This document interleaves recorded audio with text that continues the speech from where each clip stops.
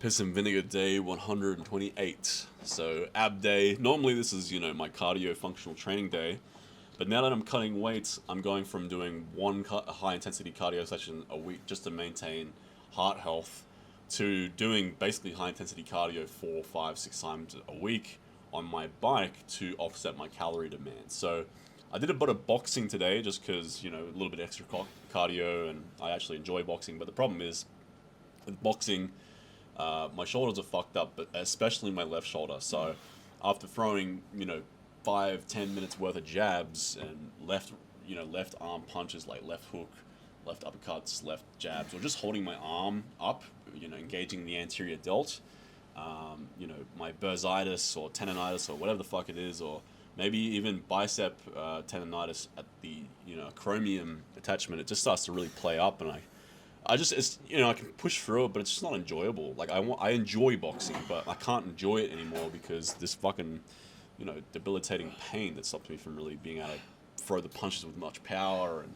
it just hurts. So, I'm not going to do boxing, not until I can figure out how to alleviate this issue. It might be, I think it might be through the bicep tendon, so I might start stretching that out on a daily basis. But yeah, maybe in the next few days I'll do some boxing, and just before I do it, I'll spend 5, 10 minutes just stretching out my my biceps tendon, and warming up my rotator cuffs and stuff, and see if I can mitigate it. I think part of it might also be thoracic outlet syndrome, which, if you don't know what that is, I'm not going to bore you, but basically I might need to do a bunch of massage beforehand.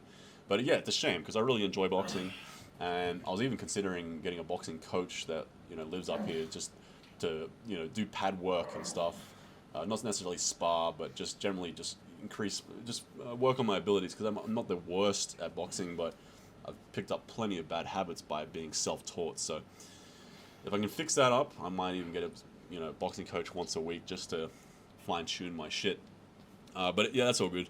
And I'm not doing sprinting for the time being, just because every time I've been doing sprinting recently, I get a bit of a hip flexion or hip flexor tendonitis or whatever it is. It might be a slight strain. I think it's like I slightly strain it every single time I do sprinting.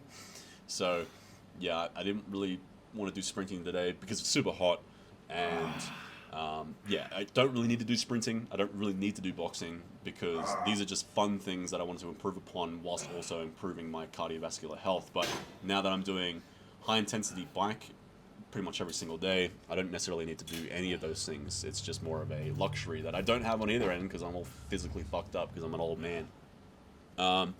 So yeah, I'm gonna basically just do high intensity cardio every single day from now on. Now that I'm doing my cut, I much prefer the high intensity cardio. It's just like high intensity weights. Why would I want to do 40, 50, 60 minutes of steady state cardio, which is the equivalent of volume weight training, when I can just rip the band-aid off with high intensity interval training, doing 1 minute max capacity on the exercise bike, and then 1 minute at moderate capacity, and just do that for 15, 20 minutes. And I burn the same, if not the more calories than I do in steady state cardio. A lot of times I get more calories burnt, and I save a shit ton of time, and it's a bit more fun because you get to be intense with it. The muscular benefits are profound, because when you do moderately high intensity bike on a daily basis, you'll increase your capillary density in your quadriceps. You'll increase the nuclei through nucleus overload. You'll increase sarcoplasmic size. Who knows, you might even create some hyperplasia. So every single time I do this shit, every time I do 15 minutes of fucking, high intensity bike, my quads are like 1.5 inches bigger. Like, my pants feel loose. By the end of it, my pants like exploding. So I imagine I'm going to get some quad gains from doing it. You look at, high intensity bikers, like the Olympic bikers who, the opposite of the endurance twinks that ride for fucking 50 miles at a time, Tour de France. Like, the dudes who do like short distance bike around the Olympic circular tracks, their quads are fucking huge. So there's definitely something anecdotally there. So I'm sure I'll see some quad gains over the next 3 months of cutting. And yeah, it's just fucking way easier to do 15 minutes than it is to do 60 minutes, just like with weights. So that's what I'm going to be doing. So there's no need for me to do this once a week, functional training day where I do high intensity cardio. I'm just going to make it abs. And it won't even be that anymore, because, as I said a few days ago, I'm going to start doing 2 days. So, on leg day, I will do, say, leg day in the morning, and then rest, a few hours, and then get back up there and do the abs once I'm ready to go.